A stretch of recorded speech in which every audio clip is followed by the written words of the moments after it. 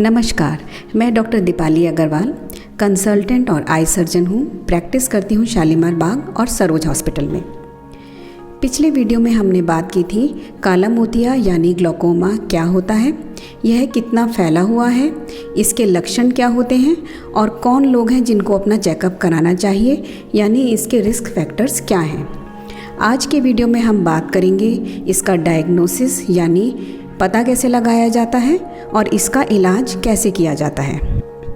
काले मोतिया के डायग्नोसिस के लिए केवल एक टेस्ट ही सफिशिएंट नहीं होता, इसके लिए हमें कई सारे टेस्ट्स करने पड़ते हैं। सबसे पहले आई स्पेशलिस्ट पर्दे की जांच करके यह पता लगाता है कि हमारी जो ऑप्टिक नर्व है उसमें कोई डैमेज है या नहीं है। इसके अलावा बाकी टेस्ट जो हैं, जैसे आँखों का प्रेशर चेक करना, जो हमारी आगे की काली पुतली है उसकी कितनी थिकनेस है, हमारी फील्ड ऑफ विजन कैसी है, और कुछ स्पेशल टेस्ट्स जिसमें कि हम आँख का एंगल देखते हैं, और कंप्यूटराइज्ड पर्दे की जांच जिसे हम OCT कहते हैं, इनके द्वारा हम पता लगाते हैं कि अमुक व्यक्ति को काला मोतिया है या नहीं है।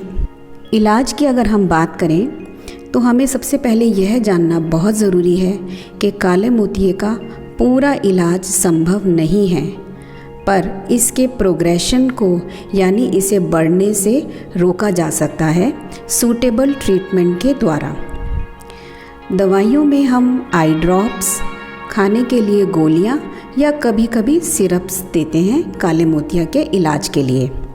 इसके अलावा आँखों में लेज़र के द्वारा, सर्जरी के द्वारा इसका इलाज किया जा सकता है, या फिर आजकल पूरा बड़ा ऑपरेशन ना हो के कुछ छोटे और आसान ऑपरेशन किए जाते हैं जिसमें पेशेंट को भी आसानी रहती है और आँख में कॉम्प्लिकेशंस होने के चांसेस भी कम रहते हैं। यह बात अवश्य ध्यान रखें, एक बार काला मोतिया के पता लगने के बाद अपने डॉक्टर के पास रेगुलर विजिट्स के लिए ज़रूर जाएं, क्योंकि समय समय पर आँखों का प्रेशर चेक होना ज़रूरी है। इसके अलावा पर्दे की जांच और स्पेशलाइज्ड पर्दे की जांच जिसे हम OCT बोलते हैं, और फील्ड्स भी होते रहने चाहिए।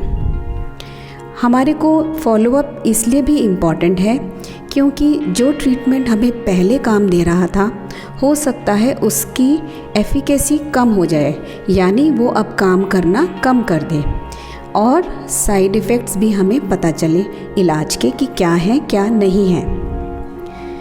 दो बातों का विशेष ध्यान रखें, काला मोतिया और सफ़ेद मोतिया किसी एक आँख में एक साथ हो सकते हैं, इसलिए सफ़ेद मोतिया का इलाज हो जाने के बाद यह ना समझें कि हमारी आँख अब पूरी तरह ठीक हो गई है, बल्कि अपने काले मोतिये की दवाइयाँ लगातार जारी रखें और अपने डॉक्टर को समय समय पर दिखाते रहें।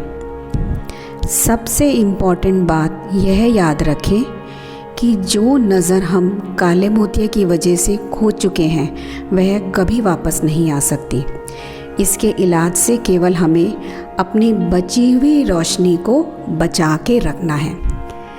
आज के लिए इतना ही। आशा करती हूँ कि काला मोतिया से संबंधित आपके काफ़ी डाउट्स आज क्लियर हुए होंगे। अपनी आँखों का इसी तरह ध्यान रखिए। स्वस्थ रहिए। धन्यवाद।